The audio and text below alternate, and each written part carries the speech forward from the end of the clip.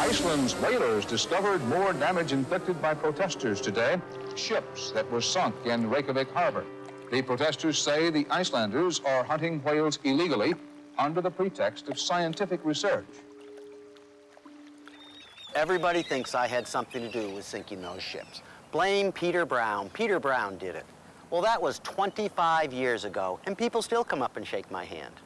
For the record, I had nothing to do with sinking those ships. Not those ships, but I know who did. Among those who have taken credit is Paul Watson, the head of the Sea Shepherd Conservation Society. Paul claims many nautical mishaps, because that's what he does. You're in a whale sanctuary and you're assisting in illegal activity. Remove yourself from these waters immediately. Watson is a scholar of military history. He looks a bit like a pudgy General Patton, complete with boots and uniform. And like Patton, he never met a kin he didn't love. The recent hit show Whale Wars has brought us notoriety. But I like to remind folks that we've been doing this for 30+ years. I can't go to port. I'm already all the way to starboard. But I just need to know where I'm going. TV made me the asshole. Can you please go off the bridge? We're starting to fog up the windows. But when I got mad and threw their booze overboard, I got voted off the show. Go figure. That's it for planetary duty this year. I signed on to the Eco-Adventure in 1982. But Paul's passion for saving whales goes way back. His activism began at age 10, sabotaging beaver traps in his hometown. And the rest is history.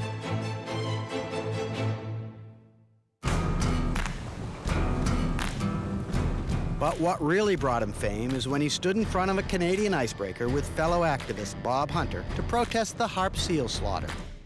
The ship stopped, the two lived, and this seminal event is now considered by many to be the birth of the modern environmental movement.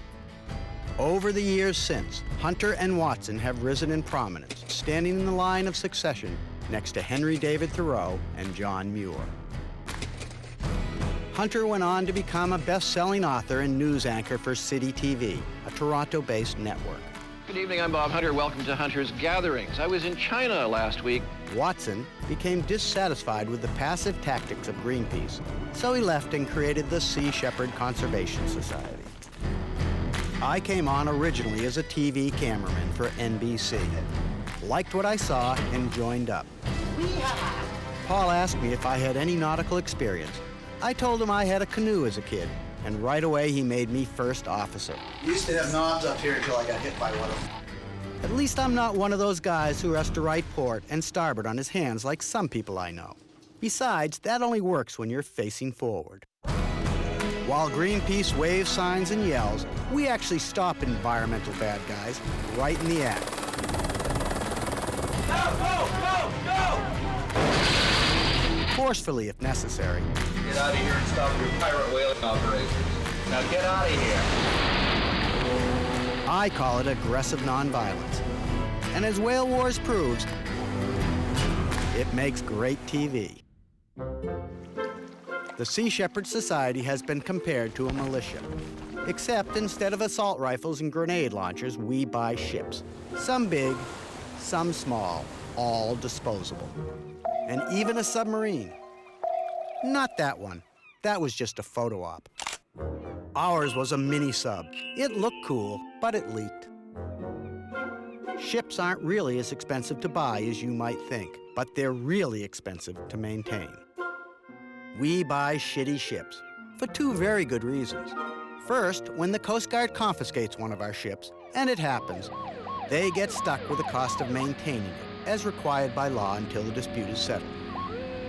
The The minute they take it, they want to give it back. Only we refuse. It's sometimes cheaper to buy a new ship. But the main reason we buy shitty ships is the business we're in. We chase poachers. Some environmental bad guy sees us coming at them at full ramming speed, realizes he has a hell of a lot more to lose than we do, and takes off. If he doesn't, great, more fun for us.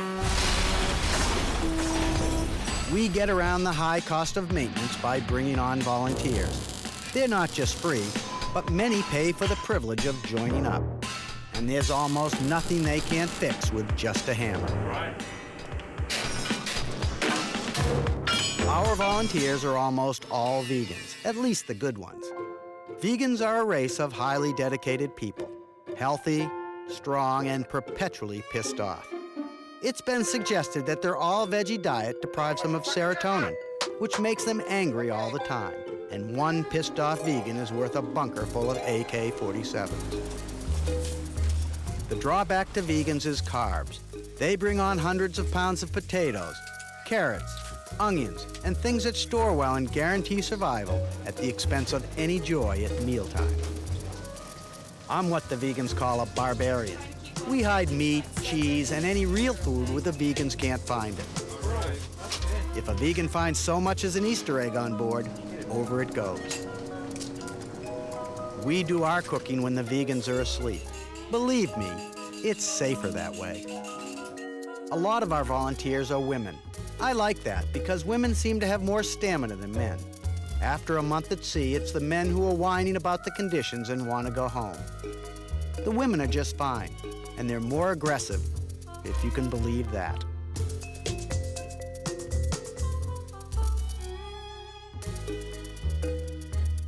I know what you're thinking, but this is no love boat. The constant puking is a real turnoff, and the fact that we're rationed to one shower a week doesn't help. Our breath smells like vomit, our pitch like you wouldn't believe, and our hair collects and reeks of diesel fumes. But in spite of all the prestige and all the recognition, you are not truly legit in today's world until South Park takes a shot at you. Are we badasses? Yeah! All right, so what do we do? South Park accused us of manipulating the media for dramatic effect. And you know what? They're right. That's what we do, I confess. It was nothing but incompetent vegan pussies doing absolutely nothing and trying to turn it into drama. That's us.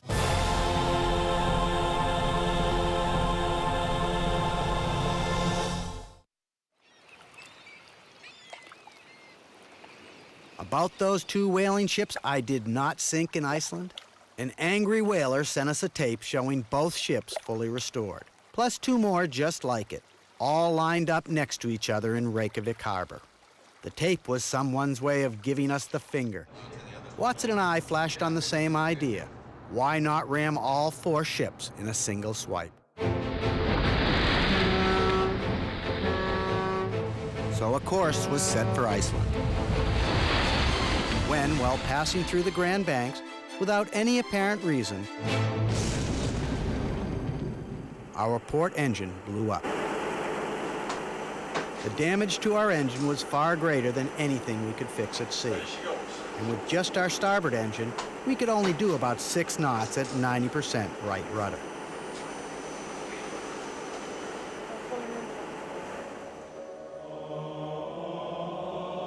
In a world full of eco-heroes, a lot of people think of Watson as some sort of mystical holy man, guided and protected by an army of angels. The truth is, he's just a brilliant tactician and strategist, and he does have uncanny good luck. Whether delivered by chance or by angels, when the smoke cleared, we found ourselves smack in the middle of a whole pack of environmental bad guys.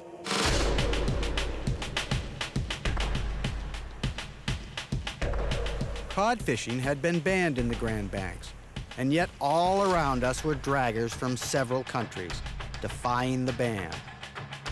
And there we were, perfectly positioned to stop them. It's things like this that give Watson the reputation of a man on a mission from God. If we don't find trouble, trouble finds us. So while the government was preventing Canadians from fishing the Grand Banks, at the same time, they were allowing foreign fleets free access. Enforcement was needed, and by a fantastic bit of luck, enforcement was delivered. So with only one engine, we went about the business of chasing foreign draggers off the Grand Banks. By running close, destroying their retrieval gear, and perhaps, on one occasion, by direct contact, our stock in trade. That's the sound man and me running to get a shot of a possible ramming. And missing, by the way. Did you see any angels? I'll get to that later. Watson is the Mario Andretti of ship driving. Even with one dead engine, he did a terrific job of chasing away all the foreign draggers.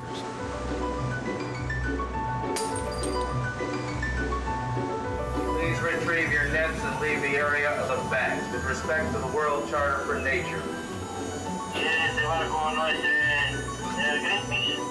This is no Greenpeace ship, and I'd be pleased if you don't insult us by calling us that. This is the Sea Shepherd Conservation Society. For your information, over. This went on over several days, all under the watchful eye of nearly every authority that could afford an airplane.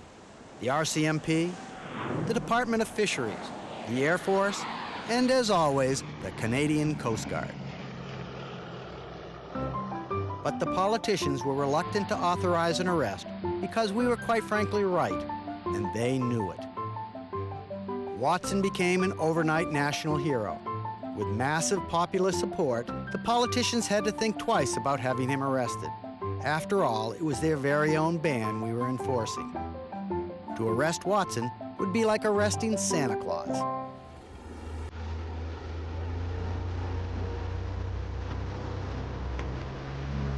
So the politicians waited and waited until we had driven out all the intruders.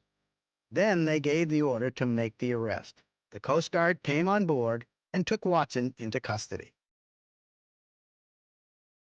The crew, like naughty children, were sent to their rooms. They allowed me to wander around with my camera. I didn't know why until later when they confiscated all my footage to use as evidence against Watson. The ship was put under tow, and Watson was carted off to face trial in St. John's, Newfoundland, charged with ramming a ship.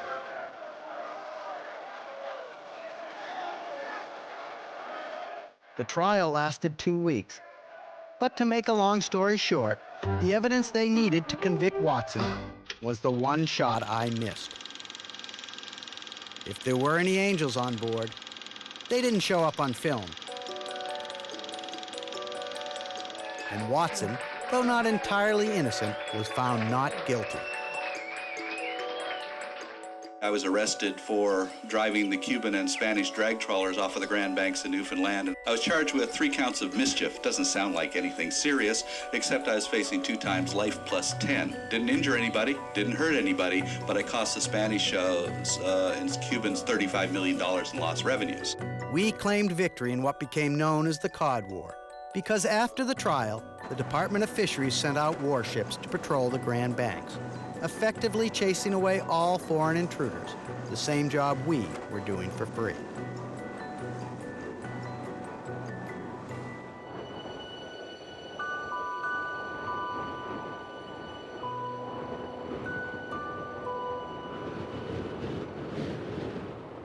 We're up here on the ice in the Gulf of St. Lawrence off the coast of Newfoundland, Canada. Every year in the month of March, harp seals haul out to give birth. The ice offers them protection from sharks, orcas, and other natural predators. And for 1 million years or so, this was a sanctuary for baby seals and their moms, who had no other defense but the ice. Now, harp seals are a big deal to environmentalists for several good reasons. They're adorable, they're defenseless, and they're getting killed for no good reason. It's March, and waiting to greet the seals are 2 distinctly different groups of people. First to arrive are the eco-tourists, known in the trade as seal huggers. And that's not just a sarcastic description. This group includes movie stars, the unemployed rich, and dedicated environmentalists.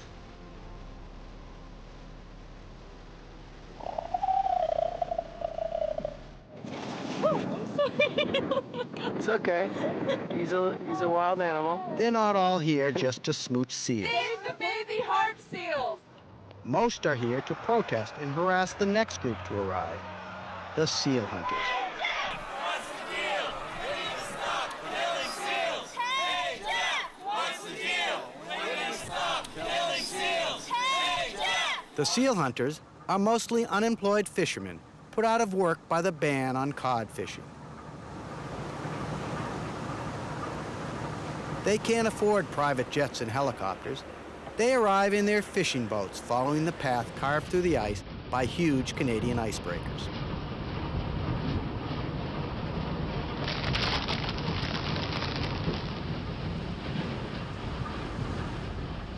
The icebreakers cost tens of thousands of dollars a day to operate, paid for by the Canadian taxpayers. The government seems willing to spend the money because they're the ones who banned fishing in the first place. Say the boys to make a noise when we come home from sea. We get right drunk, we roll on the floor, we have a jubilee. We get right drunk and full of beer, we roll all over the floor. And when our rented is all spent, we go to sea for more. And on board is a company of Canadian Mounties. They've come along to arrest anyone who dares interfere with the seal hunt. Adding up the cost of fuel, icebreakers, and police protection, sealing is one of the most expensive occupations in the world. So why do they do it? You might as well ask why they beat off in public. God knows why. They just do it, endlessly. And someone's got to put a stop to it. Number one on the Mounties' enemy list is Paul Watson and the crew of our big ship, the Farley Mowat. The Farley Mowat is a North Sea trawler with a reinforced hull capable of pushing through pack ice. It's no icebreaker, but it's tough enough to get us there.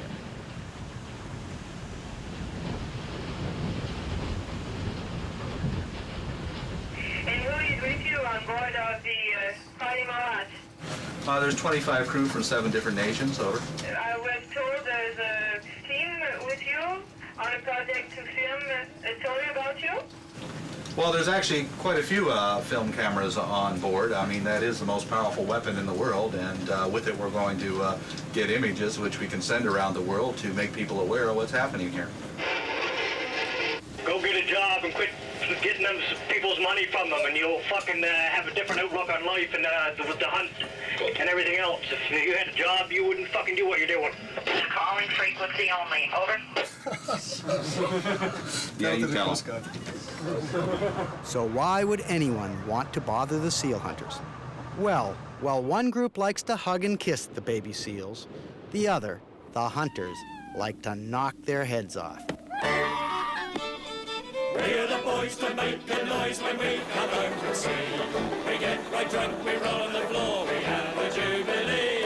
We get right drunk and full of beer, we roll all over the floor. And when our rented is all spent, we go to sea for more.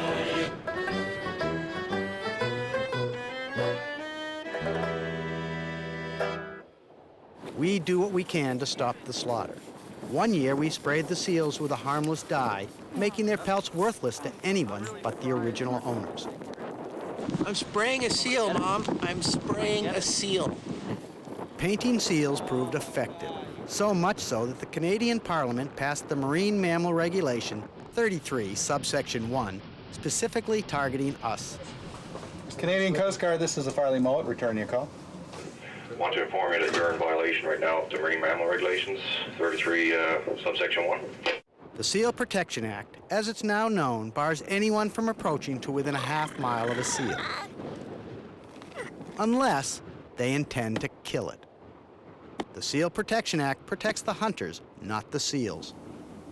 Once the seal has been relieved of its innards and is nothing but a pelt, then what?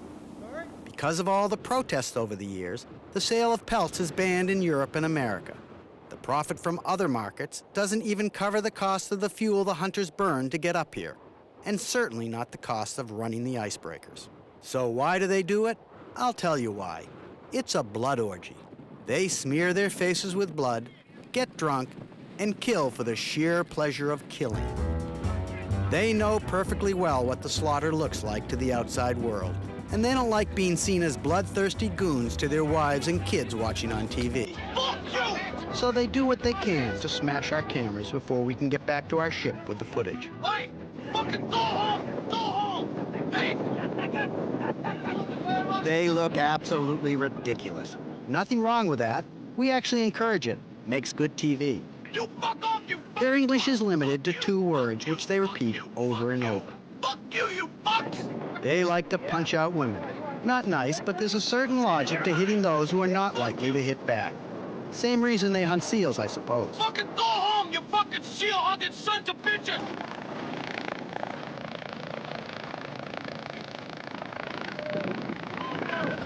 You're flying on colors, thank you!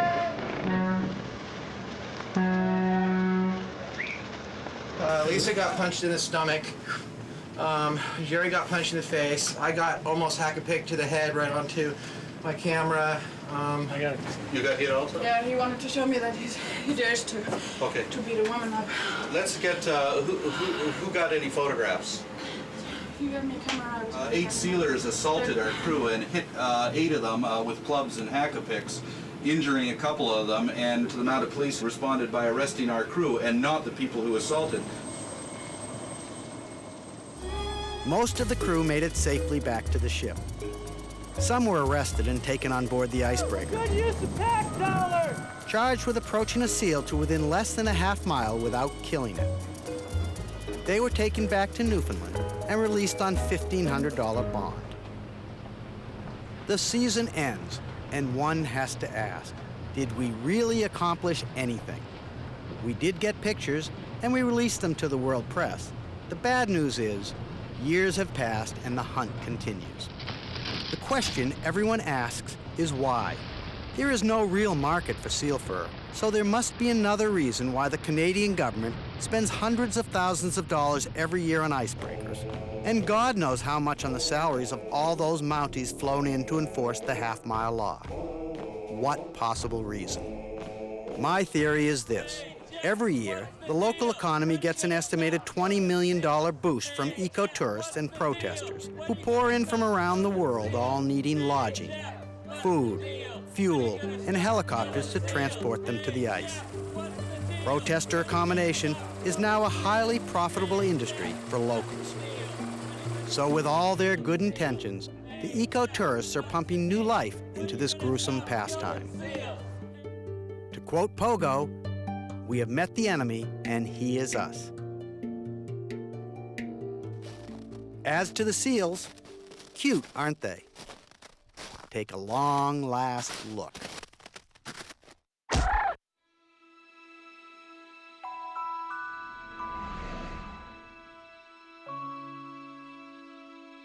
The Atlantic gray whale lived in these waters for 30 million years. There were pods from here in New England throughout the North Atlantic all the way to Sweden. Now there are none, 0. Not one single Atlantic gray whale exists today. Our ancestors turned them into candles and corset stays, and the same fate awaited the grays in the Pacific. They were almost gone when in 1949, the International Whaling Commission made it a criminal offense to kill them. Since that date, their numbers are slowly coming back.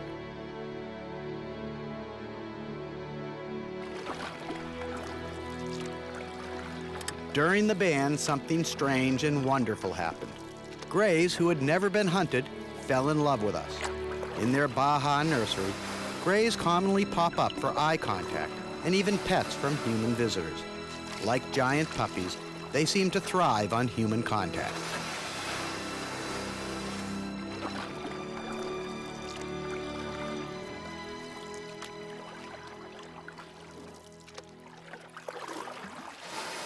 Then, in 1994, grays were taken off the endangered species list. With the ban lifted, various Pacific Indian tribes, like the Makah, living in Nia Bay in northern Washington state, decided to revive their ancestral right to kill whales. For food, they said, but in truth, no one wants to eat these whales. They taste terrible. Maybe I shouldn't say this, but they stink. The Makah claimed they just wanted to revive the ways of their ancestors, a cultural tradition from which they derive a sense of pride and unity. Grays were once called devilfish because they were so hard to catch. Not anymore. Nowadays, a gray will come up to a whaling canoe expecting hugs and kisses. Imagine their surprise when they get a harpoon instead, plus 2 or 3 slugs in the head. I could feel the difference at the end there. Yeah. I had to work harder. Now, I'm not about saving individual whales, what I call free willyism. I'm about saving the entire species. The death of 1 or 2 whales, although sad, does not threaten the species. Commercial whaling does. Unfortunately, there was something sinister about the Makah plan to revive the whale hunt. Responding to a tip from a fellow activist, Watson and campaign organizer Lisa DiStefano uncovered a Makah criminal scheme which they brought to the attention of the media. This document here says the Makah are planning to operate a processing plant so as to sell to markets outside the U.S. This is a government document, this states this. The Makah had already selected a warehouse on their reservation to be converted into a whale processing factory. In response, we invaded Nia Bay full force, with 2 ships, a couple of Zodiacs, and a mini submarine. We would use our flagship as a hotel and mess hall for fellow activists, as they would not be safe in town. We would use our attack ship to interfere with the Makah whale hunt, and it was well equipped for that. Lisa had our mini-sub painted to look like a killer whale, the gray whale's natural enemy, with the idea of scaring the grays away from the Makah whaling canoe. Gray whales hate orcas because orcas mean possibly death. So is the orca the killer whale? Yes. Let's try that again. Unfortunately, our mini-sub had a serious leak, a fact we didn't bother to mention to the media. We brought it along, well, because it's cool looking. Perception in our world outranks reality. Much like poker, a little bluff goes a long way. That said, we made our grand entrance into Nia Bay.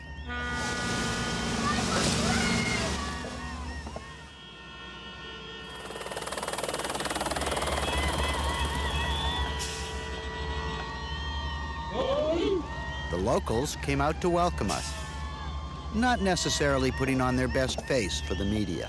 Fuck you! Great for us, bad for them.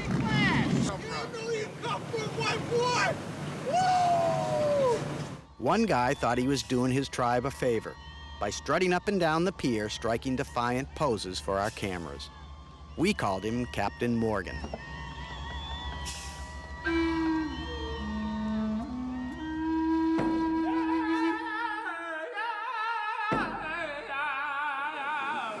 Give me about there. At first I thought this was clear cut. An Indian tribe in fear of vanishing, desperate to retrieve something of its cultural past.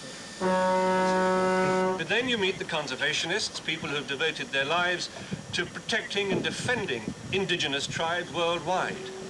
And they'll tell you, in that American phrase, that it's hogwash, and that for culture, read dollars. The gray whale's annual migration passes Nia Bay beginning in October. So that's when the hunt began, and that's when we began our interception. Friday, October the 2nd, we're on board the Serenian, heading out through the Strait of Juan de Fuca into the open Pacific. Just south of here is where Captain Watson figures the Makah native Indians will be launching their first attempt to kill a whale in 70 years. The Marine Mammal Protection Act, as interpreted by the U.S. Coast Guard, is racial in nature. It forbids whites, blacks, and Asians from approaching a whale closer than 500 yards. But not the Makah Indians. The Coast Guard deployed 2 large ships, a cabin cruiser, several fast Zodiacs, and a helicopter, all to enforce the racial divide, becoming in effect the private navy of a Makah criminal enterprise. Your tax dollars hard at work. That was the routine. Every morning, the macaw whalers would paddle out toward a passing whale. We, in the Abbey, followed the whalers and the Coast Guard followed us, ready to pounce if we did one thing illegal. All we could do from outside the exclusion zone was remind everyone. Be advised, this hunt is illegal under the International Whaling Convention, Regulation Section 21E on Aboriginal. If a whale got too close for comfort, the Abbey blasted orca noises to scare it away. And if that didn't work, we cranked up the air raid siren, knowing that if it didn't chase away whales, it would at least piss off the whalers. We did our best to ruin their day without breaking any laws. That was the routine day after day after day for the entire month of October, while the crew sat around and the press got bored. But it worked. The hunt began on October 1st officially, and in 31 days they have not taken a whale. I'm sick of it, man. 5 weeks and I'm sick. We were all pretty miserable. I needed the adrenaline rush of a good confrontation, and I wasn't getting it. The media people wanted violence and weren't getting any. Their bosses were telling them to give it up and come home. Lisa's fireside chats, deadly dull to begin with, were now inducing comas in what was left of the crew. Extremely impressed with what we've been doing, and that We knew we had to do something before the crew vanished and all the media people left town. Paul decided to stage a media event on the occasion of a big macaw powwow. Paul told me to do it. I follow orders. I was given the unenviable job of audience warm-up. It was my job to get the crowd all riled up without getting stoned to death in the process. Dinah, the chief engineer, volunteered to come along, figuring the macaw teams wouldn't throw stones at a woman.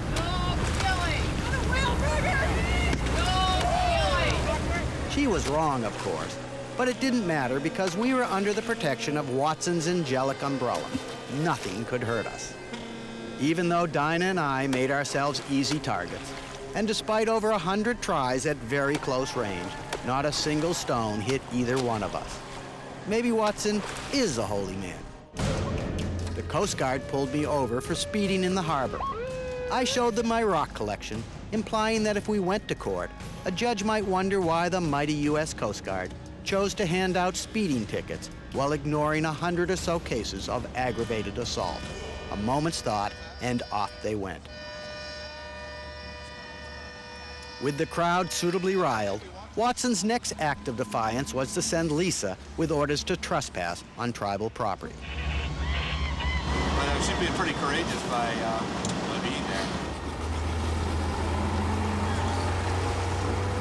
The land surrounding the harbor is macaw reservation property. The plan was for Lisa to get arrested for trespassing, giving the press something to write about.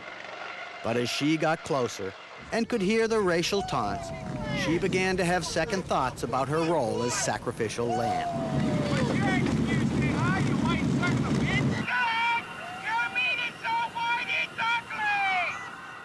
At the last moment, Lisa froze, but with a few encouraging words. You gotta get on that dock. No, just jump on that just jump on that goddamn dock right now. You got all the TV cameras. she's on the dock.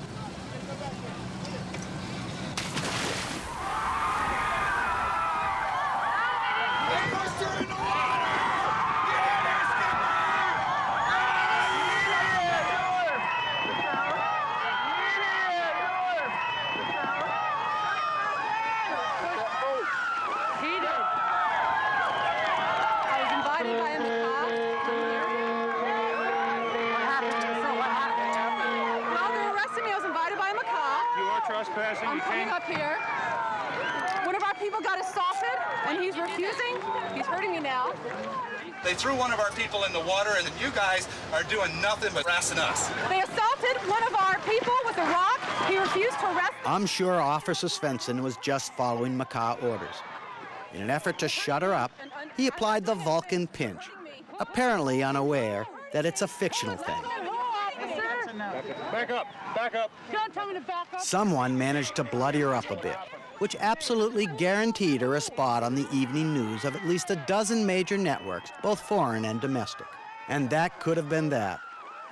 But Watson, being Watson, had one more card to play. The might of America's media has arrived. ABC, NBC, Good Morning America. But they're not having much luck over at the Macaw Reserve. NBC got kicked off the dock by the tribal police on the grounds that they weren't welcome, that it was private property. So they've all come over here to the Sea Shepherd to talk to Captain Watson, which I'm sure pleases him to no end. While Lisa was being carted off to the police station, Watson maneuvered the Abbey to within a stone's throw of the pier. Literally.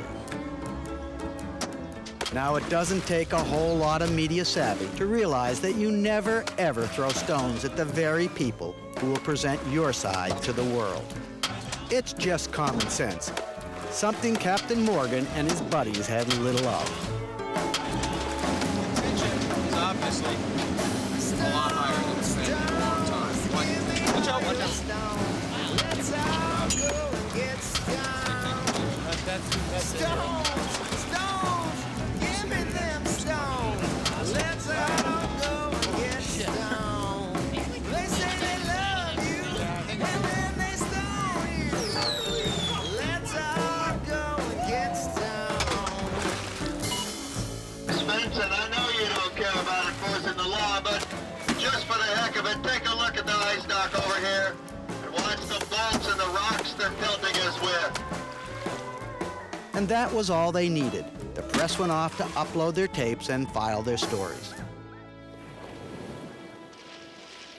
Next spring, the Macaw managed to kill a whale. One whale, which all the networks covered extensively thanks to our big ruckus the previous year. With so much media attention, there was no possible way the Macaw could bring back commercial whaling as originally planned. In that respect, the Nia Bay campaign was a complete success. For her heroics on the docks, Lisa was presented with a World Whale Police sweatshirt, the highest honor her shipmates could bestow.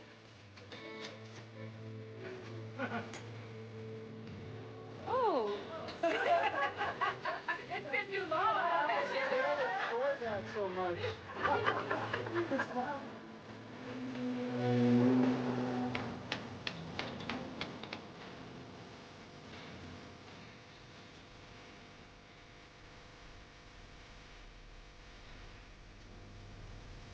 Incidentally, I counted 106 stones in my Zodiac, and 1,000 hit the deck of the Abbey.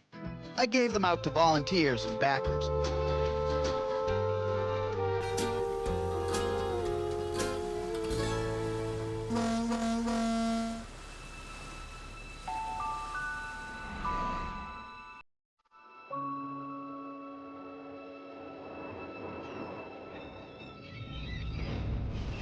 Of all the environmental evils in all the world's oceans, the worst of the worst, by far, is drift net fishing.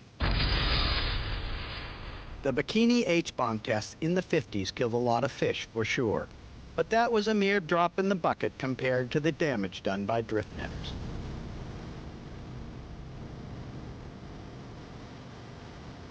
A drift net hangs from floats like a curtain, just below the surface.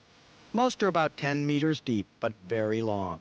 A single net can be anywhere from 40 to 175 miles in length.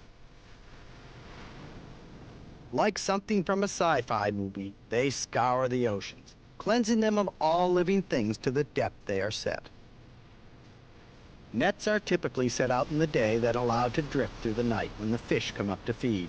24 hours later, the ship returns to pick them up. Workers retrieve the net, shake out their catch, and set the net out again in a spray of water from the stern. They do this day after day, month after month, until the area is completely fished out. The Japanese and Taiwanese drift net fleets numbered 1,800 ships. At the lowest estimate of 40 miles of net per ship, in a single evening, the fleet sets out enough net to circle the entire globe 2.5 times. Drift nets were destined to kill off all pelagic life in a matter of a few years, and they would have succeeded if someone hadn't stopped them. Very few people ever really understood drift net fishing. They don't now. But believe me, it was a huge problem for all life in the oceans. And it was a bitch for us to get the public concerned. As always, we had no trouble crewing up for a drift net campaign. We got volunteers from several nations, but our invitations to the media were largely ignored. We set out with 2 ships, our big black ship, the Sea Shepherd II, and our attack ship, the Edward Abbey.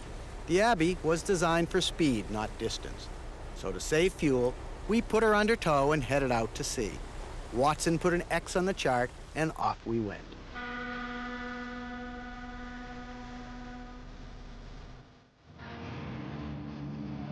The Coast Guard kept a tight watch on us pretty much full time. I think they like us. I missed getting a good shot of their flyby, so I asked them to make another for my camera, and they did.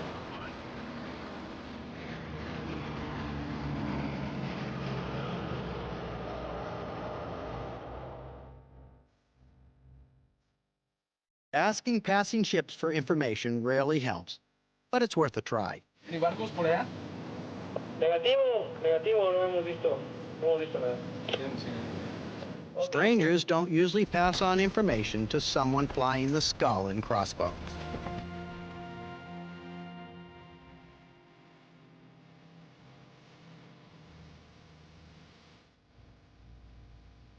One day, we chanced to cross a Russian naval operation of some sort.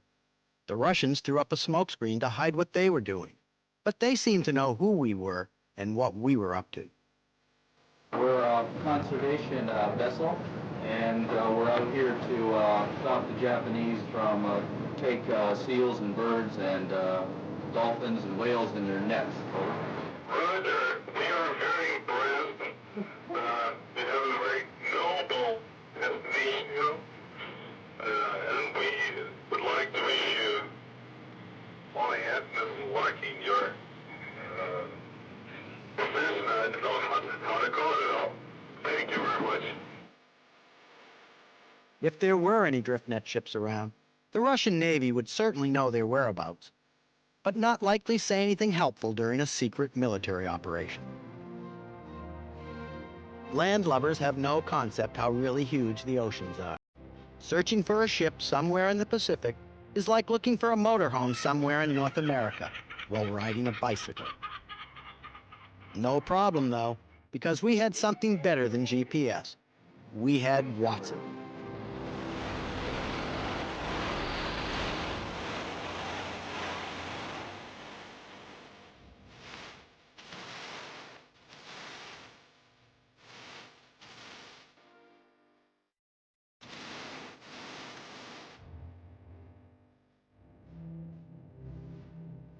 People who believe that Watson is divinely inspired typically point to his uncanny ability to sniff out bad guys. He doesn't need sonar buoys, satellites, aerial surveillance, or any of that. You ask him which way, he points and says, that way. And when we are close, he just knows it. As Bob Hunter put it, Watson feels the nearness of things. Other environmental groups have searched the seas numerous times and found no drift net ships. Paul has gone out 3 times and found them every time.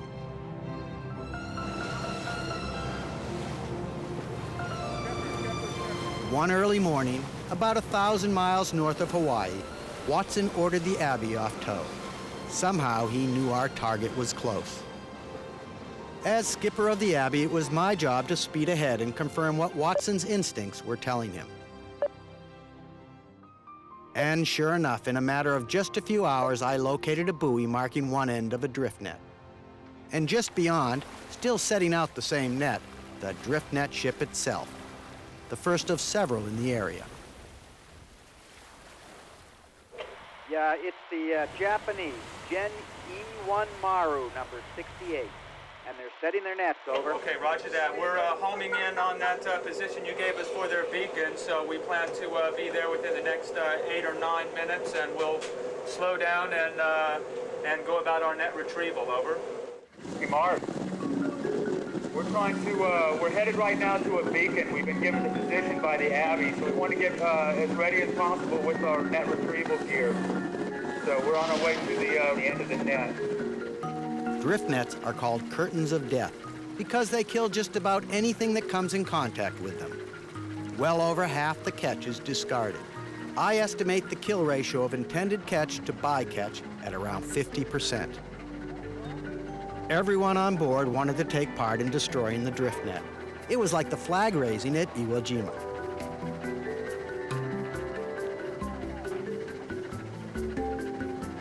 The bycatch includes fish with no market value, seabirds, dolphins, sea turtles, sharks, you name it.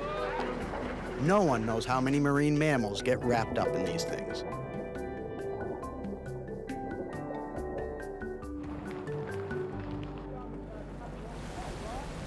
With the nets taken care of, our next job was to shut down the drift net operation.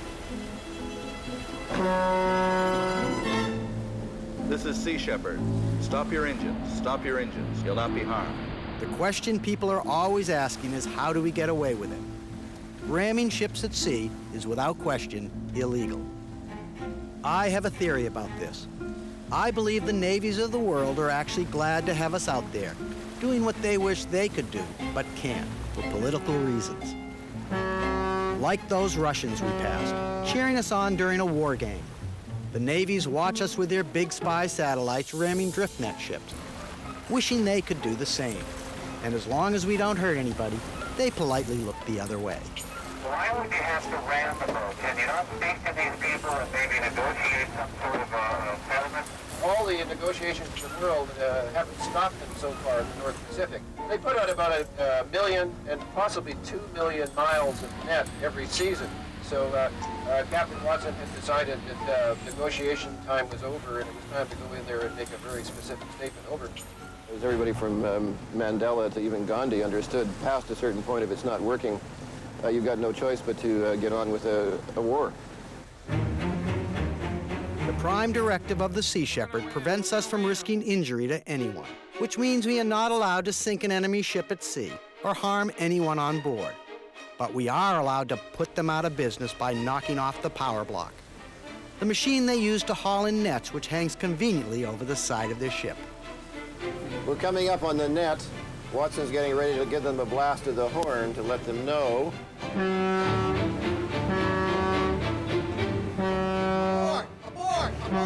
crew of the enemy ship came forward to watch, which put them at risk of injury, forcing Watson to turn away at the last moment.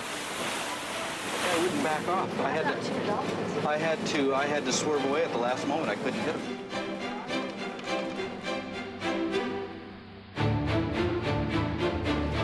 So we give up, eh? Do we? Is that it? No, they're working on it. Well, we've lost some, yes. How was the race? Are a lot more boats ahead? The next ship in the fleet decided to make a run for it.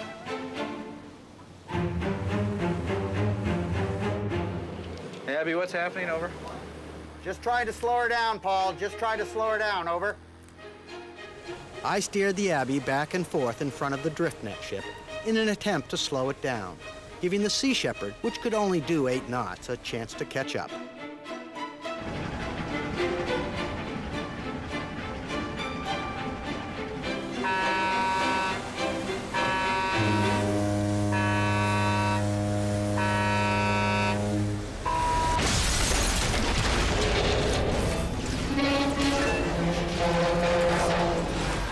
Good shot. Yeah, this is Paul Watson. Nice to meet you. Oh boy, we took out that machinery. Holy shit.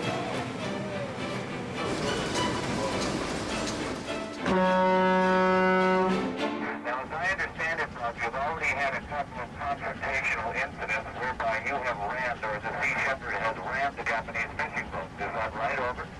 Yeah, we came up on them about 1,000 miles north of Hawaii yesterday, and the captain decided, in his infinite wisdom, to ram 2 of them.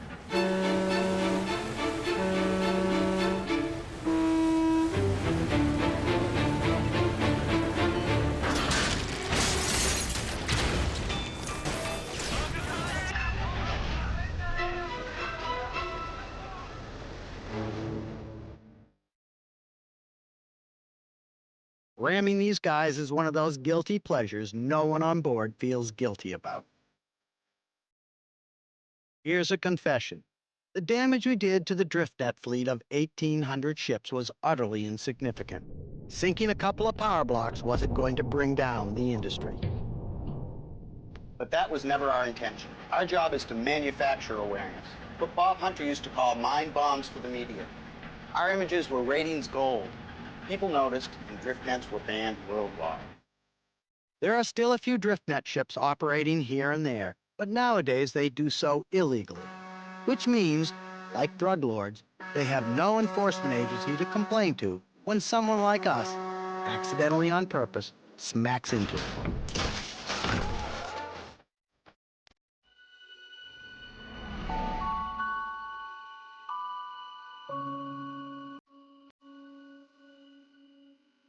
A few years back, a Norwegian TV producer invited Paul Watson to participate in a television debate taking place in Norway.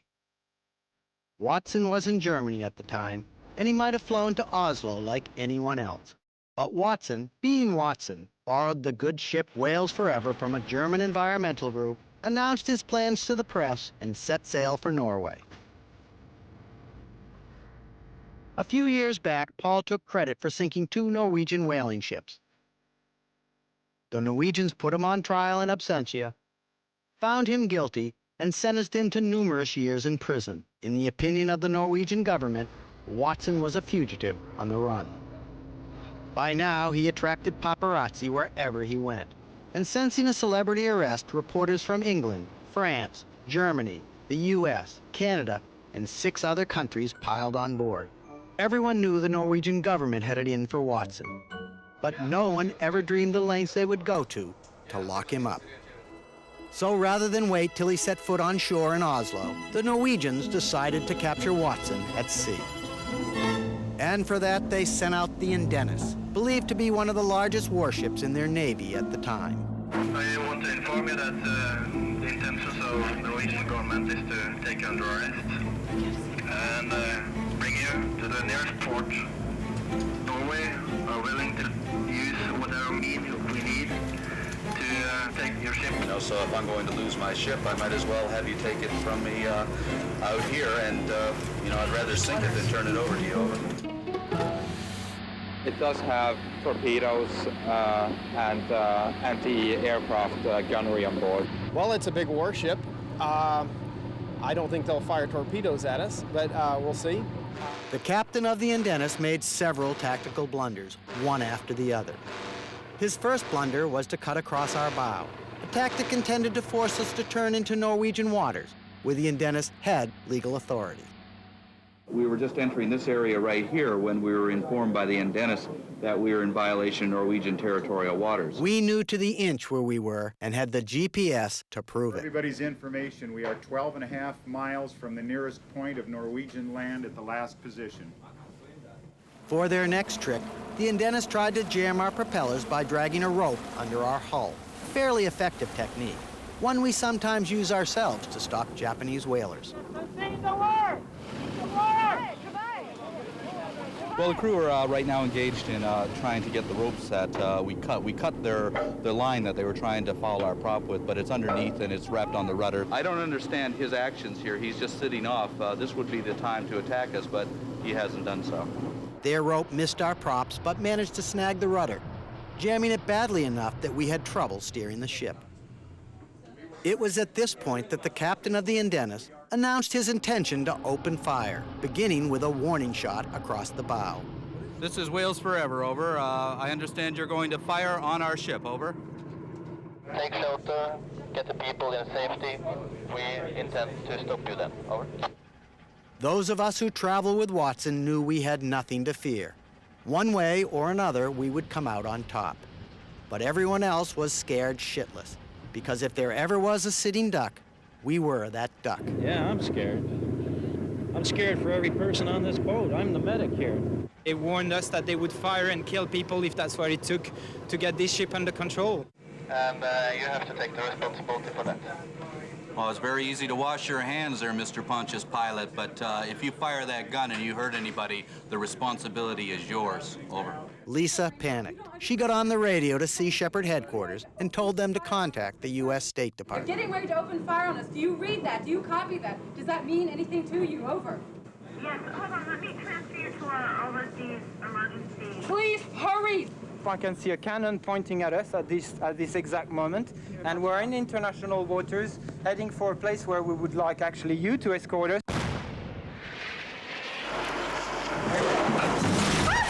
They just fired at us. That was not across the bow, that was at us. That didn't go across the bow, that landed right there. Put out a mayday that we're under attack by the Norwegian Navy. Take my advice and confer with your superiors before you make a complete fool of yourself and kill people over.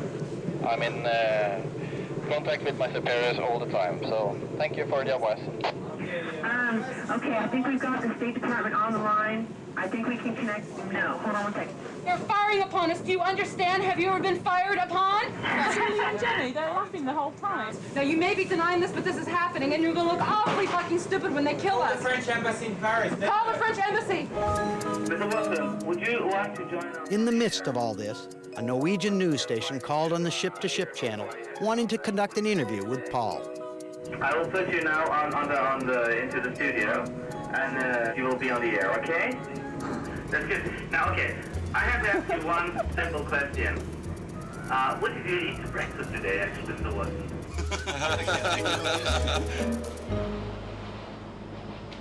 Yeah, he's coming around again. Taking advantage of the fact we couldn't steer, commandos from the Indenis started lobbing small depth charges at us.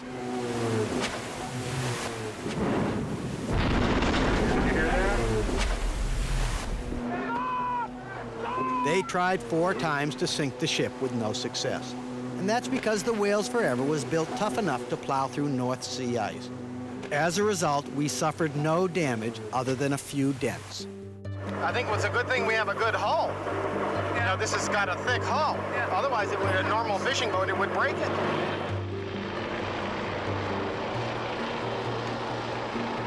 Well, the borders are quite clear. You are still inside Norwegian territorial waters. We have triggered a satellite search and rescue beacon. We are in international waters, and that beacon is now transmitting. Then they did something really stupid, as if everything so far wasn't stupid enough.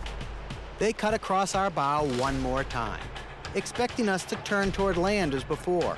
Only this time, with our rudder jammed, we could barely turn at all. And it takes several minutes to bring a ship like ours to a stop, even with both engines in full reverse.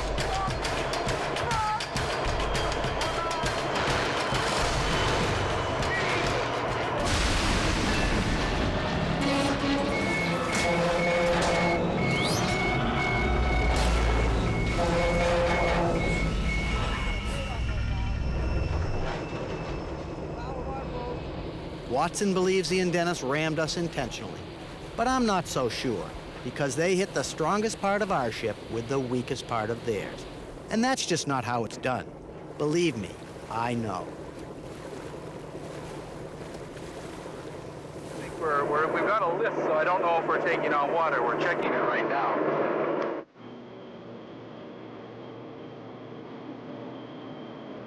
Dry, we're not gonna sink.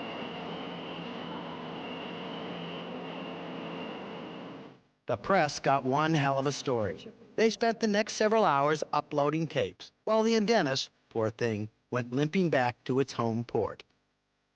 A few months later, we got some very pleasant news from one of our Norwegian insiders.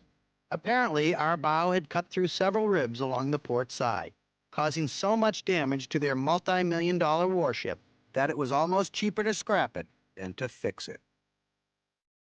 As much as we'd like to take credit for wrecking the Indenis, we have to concede that one to her captain. Incidentally, those whaling ships that Watson supposedly sank, for which he was tried and convicted by the Norwegian government, someone else sank those ships. Not Watson, and certainly not me.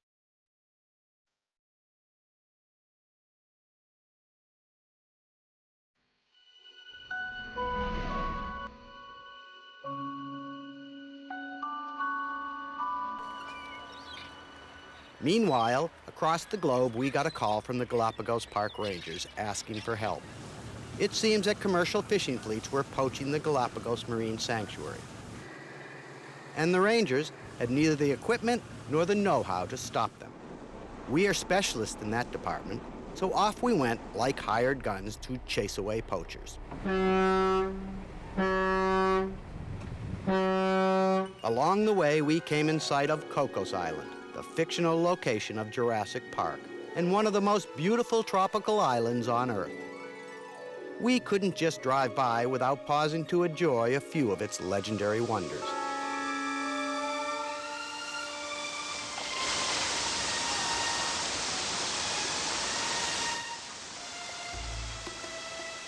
The waters around Cocos are also a marine sanctuary.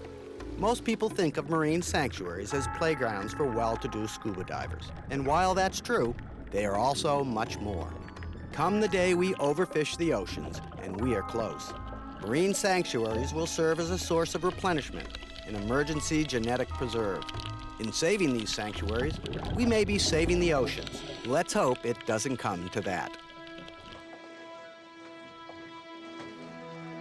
Even in the world's safest places, you'll run into environmental bad guys. Watson's mythical angels may protect us from trouble, but not before steering us right into it. Without even trying, we found ourselves surrounded by commercial fishermen invading the Cocos Marine Sanctuary. Our radar picked up 15 poachers in just one sweep. Although our intended destination was the Galapagos, still hundreds of miles away, we figured as long as we were here, why not do what the local authorities were apparently not doing and chase away poachers? We had no legal authority, of course, but that never stopped us. We don't need no stinking badges, or guns for that matter. Guns would cost us public support, so we don't allow them. Which is not to say we go into battle unarmed. We did have a few powerful squirt guns, intended for fire suppression, but useful as weapons. And we had our famous pie gun, a compressed air cannon that could fire anything we put into it. A week in the tropics, and all those eggs we hid from the vegans went very, very bad for lack of refrigeration. So we had a good supply of those.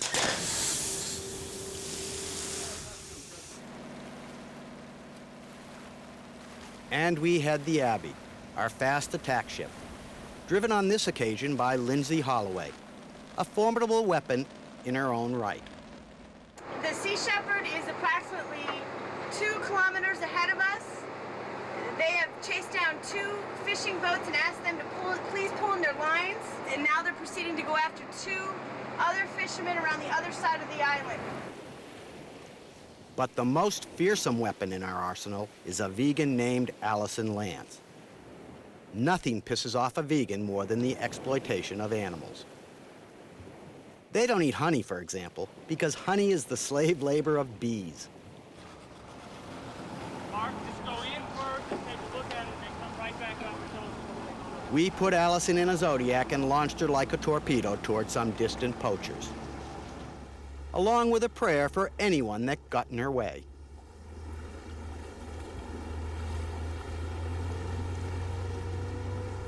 As Allison did her thing, we did ours. Using the Sea Shepherd as a weapon, we went about the business of scaring the crap out of poachers. We'd pull up dangerously close to some big longliner and direct them to haul in their lines and leave the national park. Sometimes they needed a little tap to get the point across. The poachers knew perfectly well they were fishing illegally, and it was obvious that we had the means, if not the authority, to enforce the law.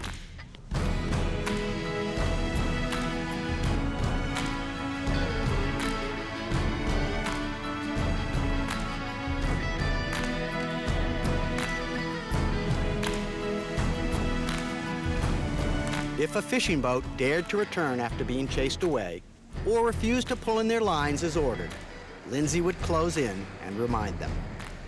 So what we're going to do right now is we're going to drive past these guys and make sure they're pulling up their lines. And if they're not, well, we got a cannon loaded, ready to go. And basically, that's about it.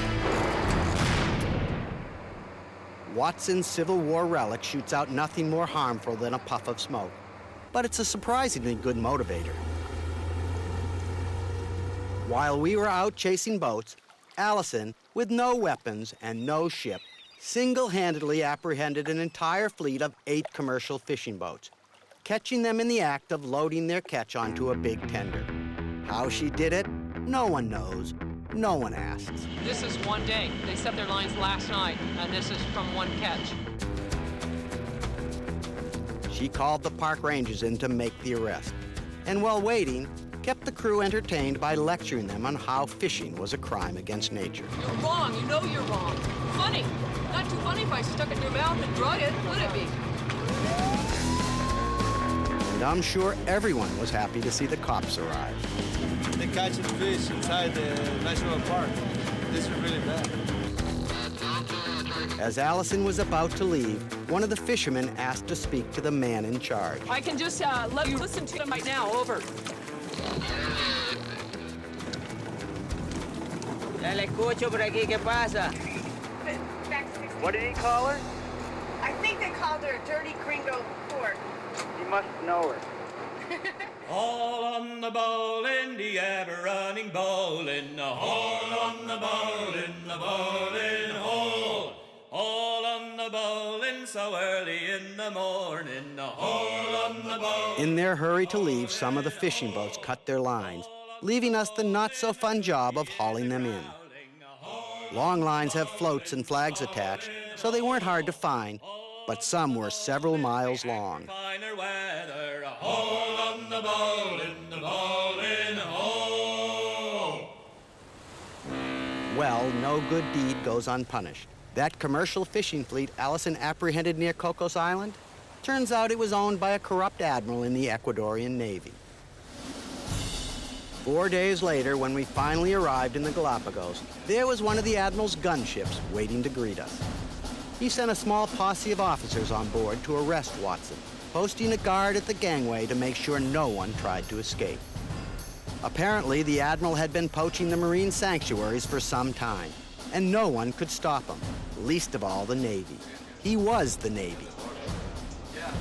And then, right on schedule, Watson's Angels came to the rescue. While the admiral's officers were interrogating us, several of the locals, who'd grown tired of criminals poaching in their waters, came out to offer their support. News of our action in the Cocos had reached them, and they treated us like heroes for standing up against the admiral's criminal enterprise. And where crowds gather, cameras magically appear. Media attention is the one thing corrupt officials need least of all. As more and more cameras came on board, the admiral's officers quietly slipped away. Apparently, in such a hurry, they left their gangway guard behind. The poor guy had to pee something fierce, but he needed permission to leave his post, and Watson, the only authority on board, refused.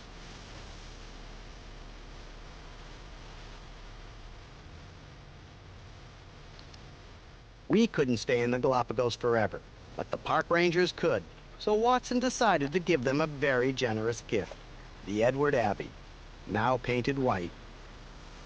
Last I heard, it's still in use chasing poachers out of the Galapagos Marine Sanctuary.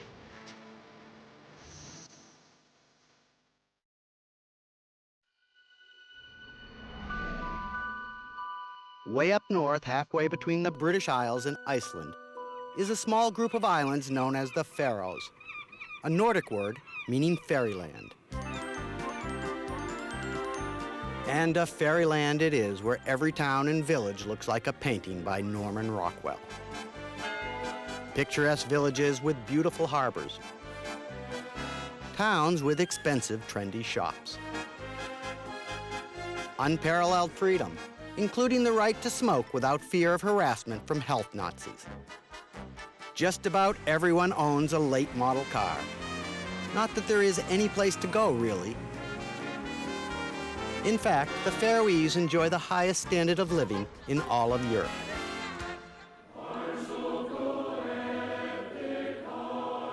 But for one small ethical indiscretion, this is as near to a utopian society one's likely to find on planet Earth.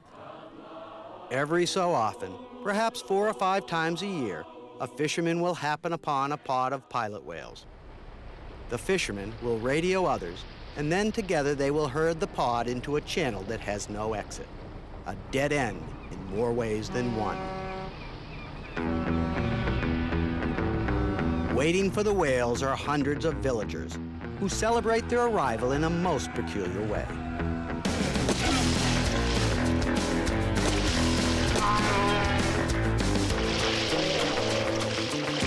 Fun is had by all as they hack to death every last member of the pod.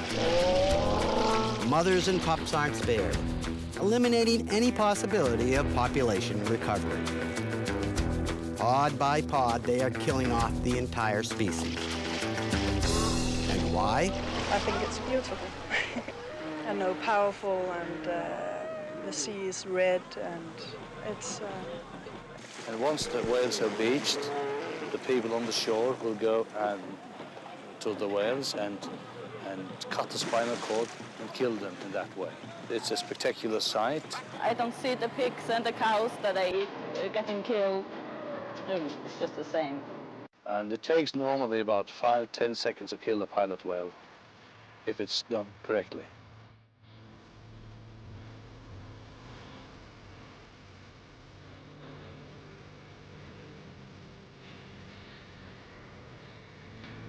It's been 25 years since Paul Watson started trying to save whales. He's rammed ships, he's been rammed, he's been depth charged, he's been beaten by mobs, and all that time, he hasn't given up. Now he's heading out to the Faroe Islands, where one of the most barbaric whale kills of all, anywhere in the world, takes place every year. We had 28 journalists on board, both press and TV.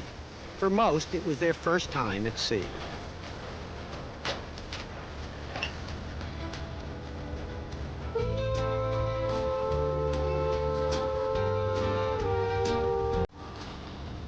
When the alarm rings, get your life jacket and get your asses down here.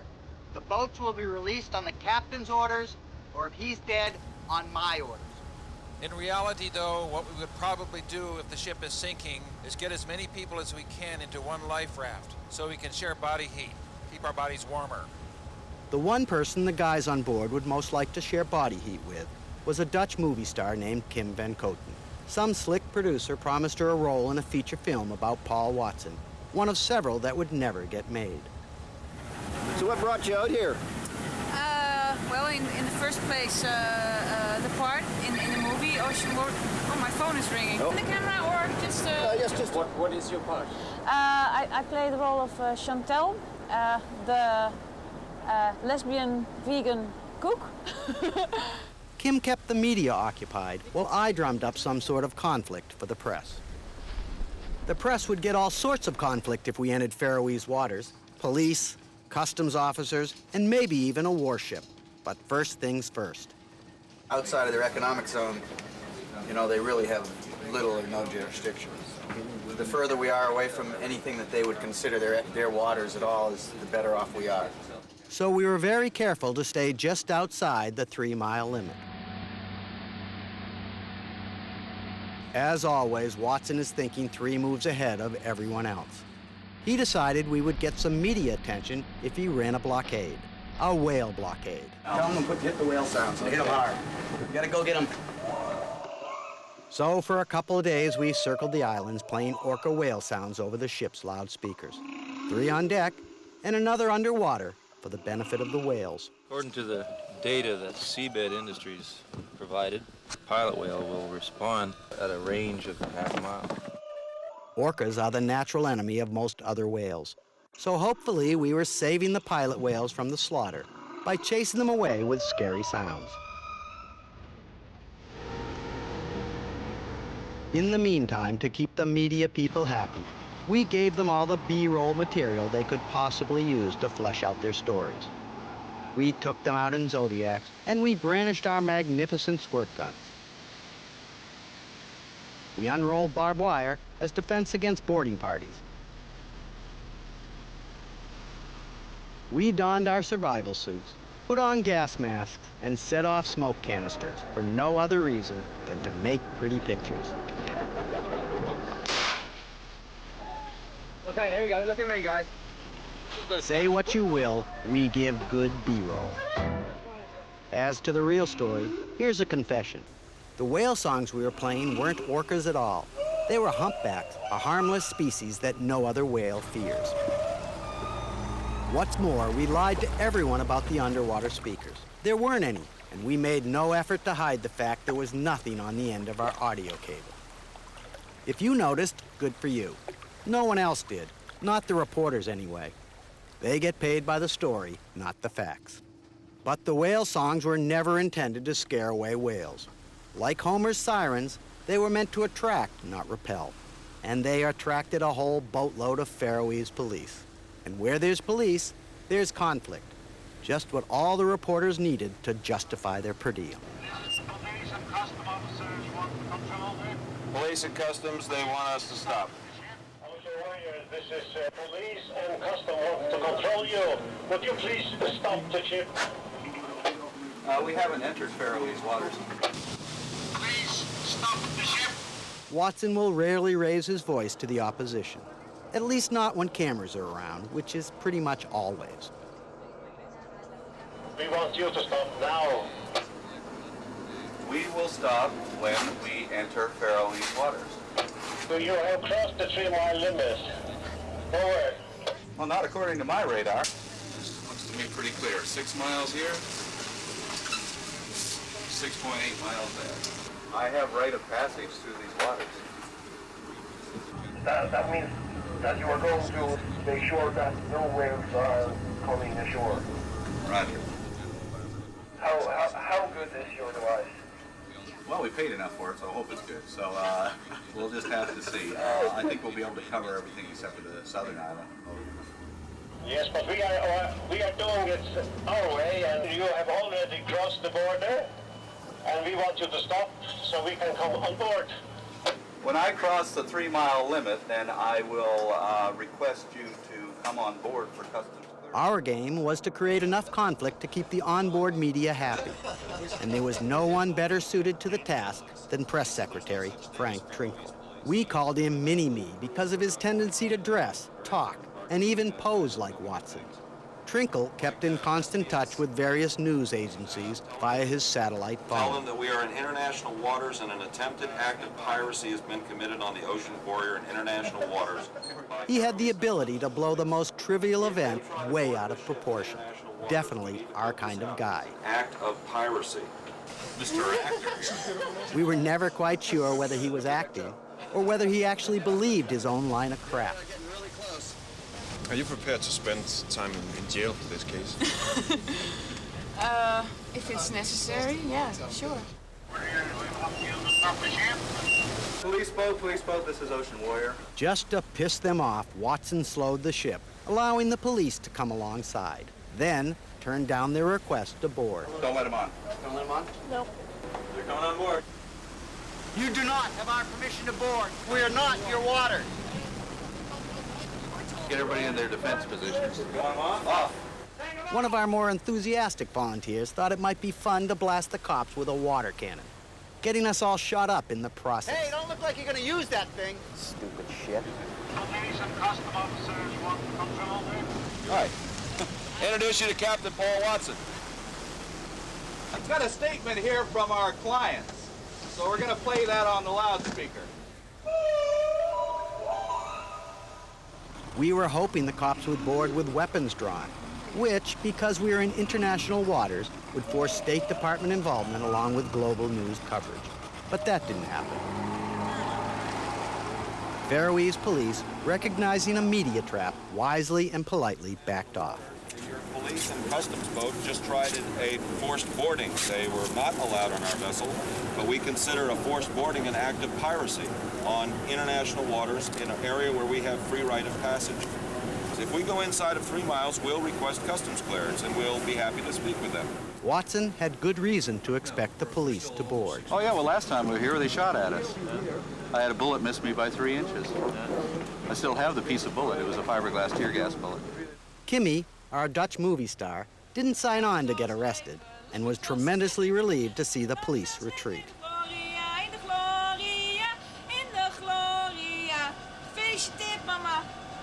Most on board saw the police departure as a small victory for the planet, not realizing that from our perspective it was a tactical flop.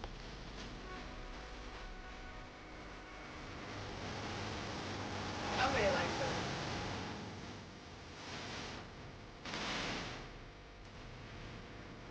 Sell ourselves strong, look small, dance with our foes. Get out of here! We're halfway through here between the islands, and we're slowing down so that the tour boat can get pictures. They phoned and asked if we would, and we're obliging. Next step, I guess, is to sell T-shirts, postcards, and videos. The police confrontation caused enough of a stir among islanders to attract a small flotilla of tourists wanting pictures and autographs. And best of all, a boatload of Faroese journalists starving for a story. There's not much Watson likes more than a chance to preach the party line to the media from a high position, like the Pope on his balcony. Before they actually do the studies. Usually, the first question anyone asks is why bother saving a few pilot whales? They're not endangered. The fact is that nobody knows how many whales there are out there. The Canadian government was killing thousands of them every year from 1950 to 1964. Every year, the Canadian government said, plenty of whales, don't worry, they'll never disappear. And in 1964, they disappeared and never came back. The most frequently asked question on any campaign, and probably the dumbest, is why aren't you doing something more important, like saving starving children? Actually, when we're involved with any other issue, they ask us why we're not here. Well, if we're involved with protecting seals in Canada, they ask us why we're not protecting pilot whales in Faroes. So wherever you are, they want you somewhere else. Well, I certainly like to see the end of this hunt in my lifetime. There's no reason for it to continue to carry on. It is the largest whale hunt. This is the 21st century. Let's get it over and done with. You can't appeal to people's sense of morality when they don't have any. I find that the torturing of animals and the deriving of pleasure from that torture is an immoral action, yes. And it's also immoral to feed poison to your children. This remark referred to a scientific study conducted by the Faroese themselves, linking the high mercury content of whale meat to the diminished mental capacity of their children. The Faroese journalists, realizing that Watson wasn't quite the raving Looney Tune they expected, thought it might be a good idea to escort some of our onboard press back to shore with them, so our side could get a look at their side. Don't forget the cyanide tablets! Not too surprisingly, there was not a whole lot of sympathy on shore for our side. I think most of the Faroese people share the view that Paul Watson is a bit of a psychopath. In other countries, people eat pig, sheep, everything. That's how people survive. It's an old tradition, and we, through many years, many 100 years. It's a traditional food. A tradition. No, tradition.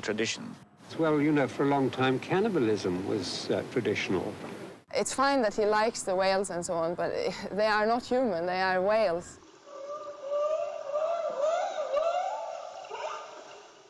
We'll do just about anything to save whales short of violence. On Watson's ships, Martin Luther King is God and nonviolence is the law. But with that exception, anything goes. During the night, we moved inside the 3-mile limit and stopped the ship about a half-mile from shore.